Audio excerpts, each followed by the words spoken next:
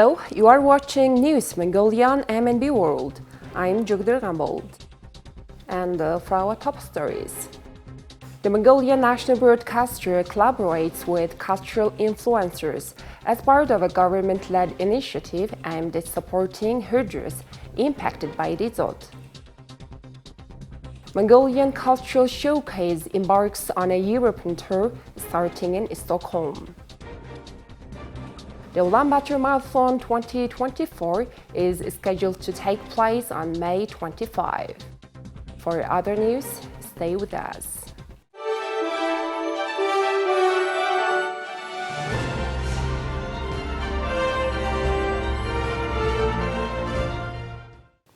In response to Mongolia's urgent call for aid during the dzud crisis, the Mongolian National Broadcaster has partnered with key cultural figures. Their joint campaign aims to provide vital assistance to herders struggling with harsh winter conditions. The initiative involves raising awareness, collecting donations, and distributing essential supplies across affected communities. This groundbreaking on-air event serves as both a platform to highlight Mongolia's rich talent and a call to action for viewers to support herders affected by this dzud crisis. Through featuring renowned artists across genres, MNB aims to engage and entertain the audience while encouraging them to contribute to humanitarian aid efforts. More than 200 artists are set to participate in a 10-hour live program as part of this campaign. And this groundwork for the 10 hours live broadcast is currently in progress. The Mongolian government has issued a call for assistance to support the herders, prompting the initiation of this campaign.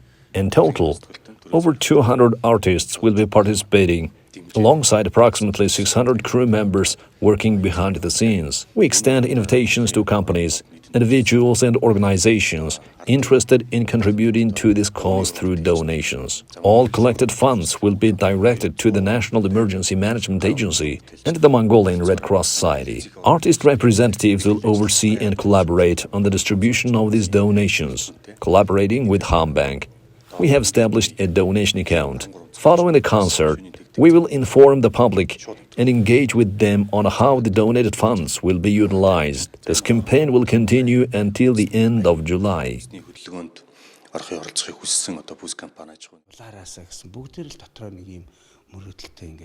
I would like to call on the people of Mongolia to join hands and support our initiative of helping herders. This harsh winter has brought a devastating dzud impact in the lives of our herders. Let's join hands and support them through this challenging time. Together, we can overcome this hardship. Let's demonstrate our unity and compassion by supporting our herders in desperate need.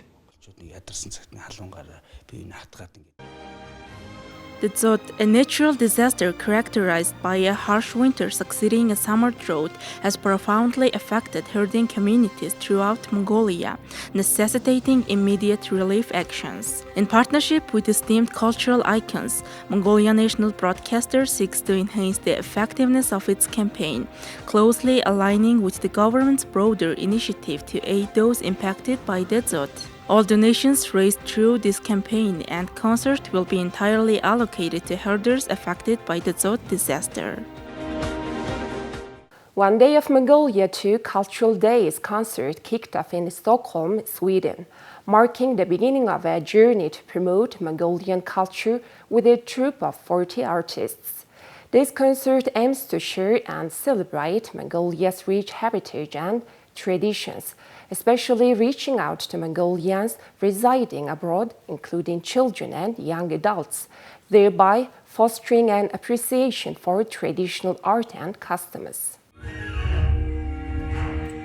Led by producer and choreographer Basan, featuring renowned pianist Chimbat, the concert is organized by the Mongolian Cultural Center in the Kingdom of Belgium. The tour spans 12 European cities, showcasing the talents of its director Anar, pianist and singer Chimbat, folk singers Altan Jargal and Borma, the Emotion Group, and many others. The One Day of Mongolia Cultural Days concert in Europe was initiated 2 years ago and it was organized with the support of the Mongolian Cultural Center in the Kingdom of Belgium. In 2017, the Mongolian Cultural Center in America also helped us organize a similar event in the USA. This year's concert is unique in its innovative staging and production.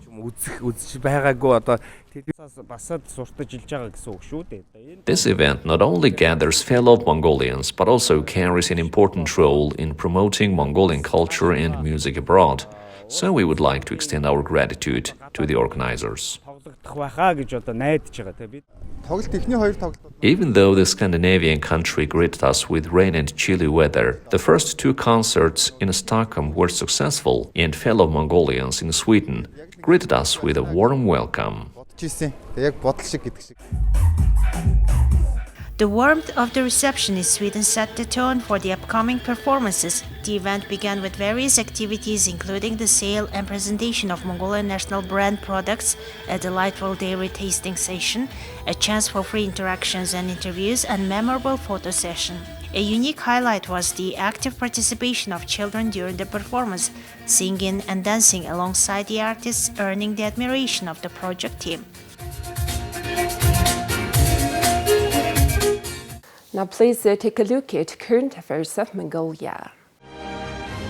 The Ulaanbaatar Marathon 2024 is scheduled to take place on Saturday, May 25th of 2024, starting from Zapata Square in Ulaanbaatar city. This international competition, organized by the Governor's Office of the capital city of Mongolia since 2014, focuses on the development of running sports in Mongolia, encouraging participation and promoting the well-being of the youth. Last year's marathon saw participation by over 20,000 individuals representing 30 countries, including professional runners from Mongolia, Japan, France, and Kenya, to name just a few. The event has gained popularity, becoming an annual fixture that attracts an increasing number of participants. Organizers are anticipating the possibility of a rise in the number of international professional athletes joining this year's marathon. Alongside the marathon, various activities will be available, such as art performances, services promoting a healthy lifestyle, recreational activities, and mobile food options throughout the day. Additionally, the marathon route will feature circus performances for children, contortion displays, bodybuilding shows, public dances, and exercises. The Ulaanbaatar Marathon 2024 offers a mix of sporting enthusiasm and community engagement for participants and spectators alike. Now please have currency exchange rates provided by the Mongol Bank.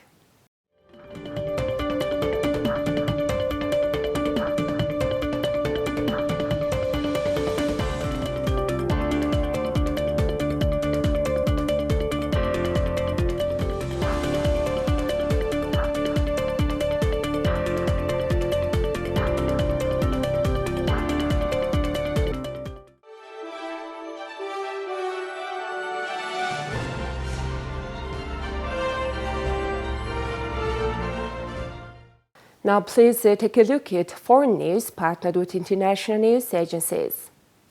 The Association of Rape Crisis Centers in Israel says it has found evidence of systematic and intentional rape and sexual abuse during the Hamas attack on October 7 that ignited the war in Gaza. The report released on Wednesday said the attacks were more widespread than earlier thought, taking place in a series of locations across southern Israel. Orit Solitsino, the executive director of the association, said that in many cases the bodies of male and female victims, including intimate parts, were severely mutilated. The report published on Wednesday didn't specify the number of cases it had documented or identify any victims, even anonymously. The findings are that the Hamas terrorists did systematic work. The horrific atrocities did not happen in one place. It happened all over, in the kibbutzim, in the army bases, in the party. It happened to many people. Dozens of women were victimized, abused, found half naked, without underpants, with some of their limbs cut off, with some of their genitals mutilated, their face mutilated that you could not even recognize who they were. The report's authors said they based their research on confidential and public interviews with officials and first responders, as well as media reports. Sulazino said they also relied on confidential sources but declined to say whether. It's not a quantitative research, it's actually understanding the practices of the Hamas. And when you look at it and when you understand it, you can't believe it. I don't think in the recent history and even in past history, things happened in a few hours in such a sadistic, brutal way.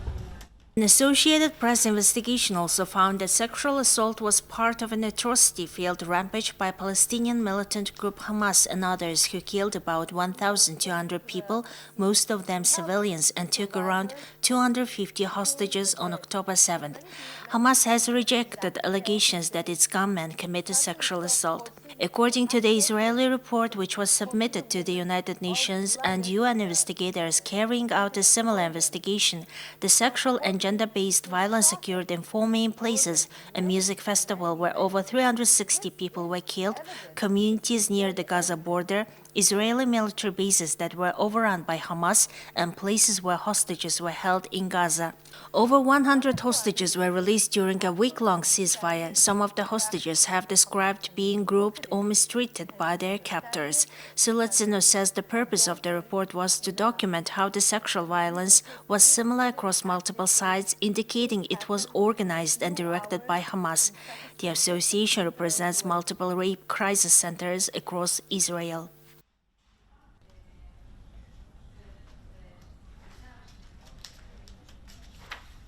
Polish Prime Minister Donald Tusk said Thursday that the border crossings with Ukraine are being added to a list of critical infrastructure to ensure that all military and humanitarian aid can reach Ukraine without any delays. Tusk spoke following protests by angry Polish farmers that have included border blockades and the spilling of Ukrainian grain from freight trains at the Polish border crossing. Ukrainian President Vladimir Zelensky said Wednesday that the blockade was hampering the transport of military supplies to Ukrainian forces on the front line. Poland is one of the main staging posts for Western military and humanitarian aid to Ukraine. Poland has donated many of its own weapons, but transports from other NATO countries often pass through the large Central European nation. Tusk disputed that any military equipment intended for Ukraine was being held up. However, he said that border crossings and sections of roads and railway tracks will now be added to a list of critical infrastructure to ensure that military and humanitarian aid will reach the Ukrainian side without any delays. Polish farmers, like farmers across Europe, have been in revolt against Ukrainian food that has been entering the European Union market. They say the cheaper produce is driving down prices. They have also protested European Union climate policies, which they say will increase their costs and hurt their bottom line. Following protests in Poland this week, Zelensky publicly appealed to Tusk for a meeting of the two governments at their joint border ahead of the second anniversary Saturday of Russia's invasion of Ukraine. Tusk, however, said Thursday the two governments should wait until a previously scheduled March 28 meeting in Warsaw, arguing that Poland's solidarity for Ukraine is strong and there is no need for a symbolic gesture. But he also stressed that he was working to address the legitimate concerns of Polish farmers and to help Brussels and Kyiv understand their point of view. Poland's foreign minister on Wednesday said it was concerned by anti-Ukrainian slogans and banners praising Russian atrocities at recent farmers' blockades. Well, that's all for today. Thank you for staying tuned. We'll see you next time with more news and updates. Have a good day.